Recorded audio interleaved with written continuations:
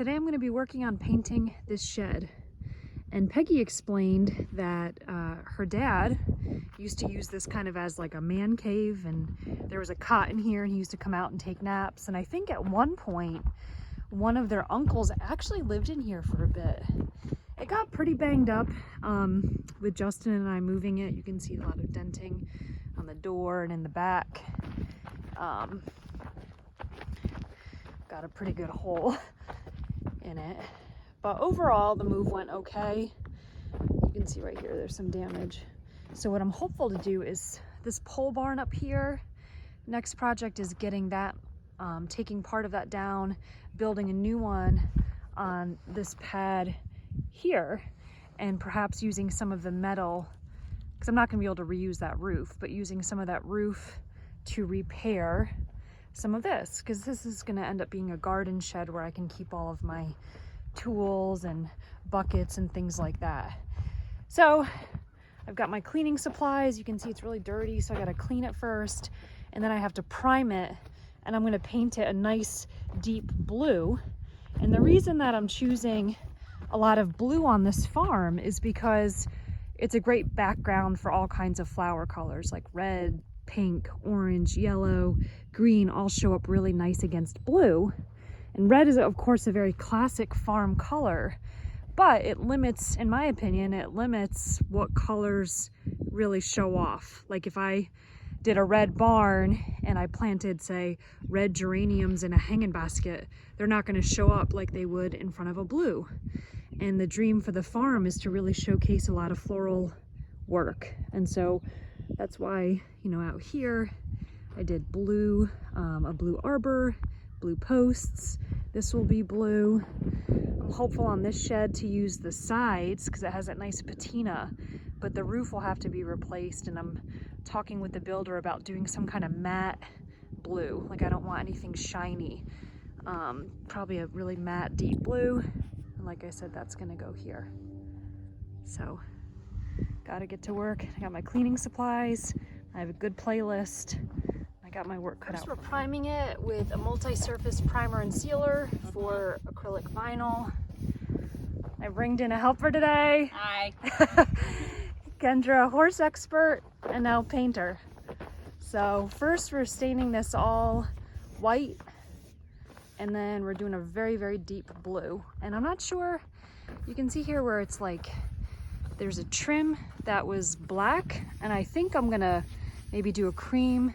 And on the shed, I don't know, it really needs to, or excuse me, the roof really needs to be cleaned.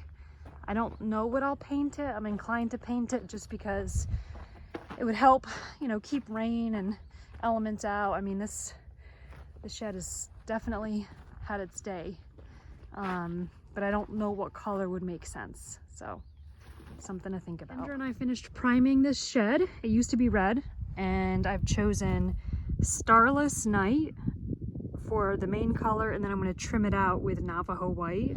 I'm using this paint here. Apparently this is supposed to work on like a vinyl, right? This is a vinyl siding, and then the roof has a lot of leaks. A lot of the screws and that kind of thing are missing, and I bought a product. It's like an aluminum, I think, and hopefully I'm going to borrow Steve's pressure washer, pressure wash it all, and then put this product on it that's in the truck. I don't remember the name, but I'll show you when I start. And hopefully that's going to cut down on a lot of the leaks. A little bit of Sunday roof painting. So this is a product, it's like aluminum. The can is down there, but it's a brand called Henry. And so this is the roof of the shed.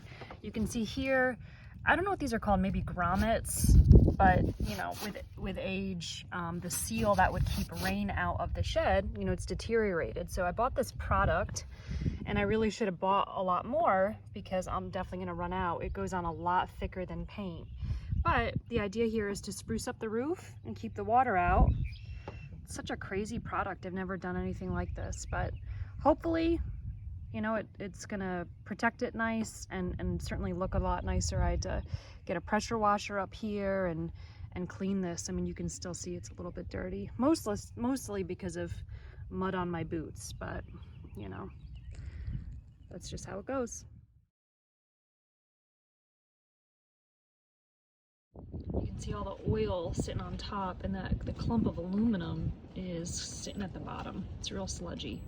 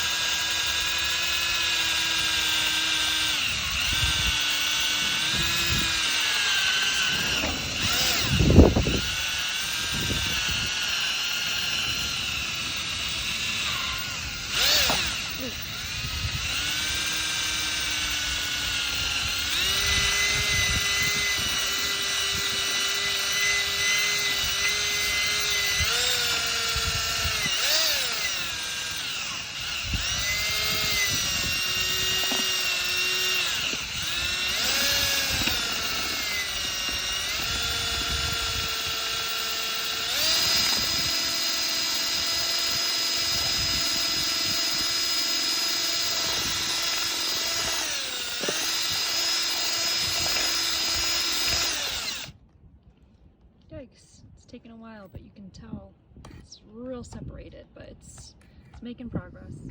Finished up the shed yesterday, and I'm so happy with it.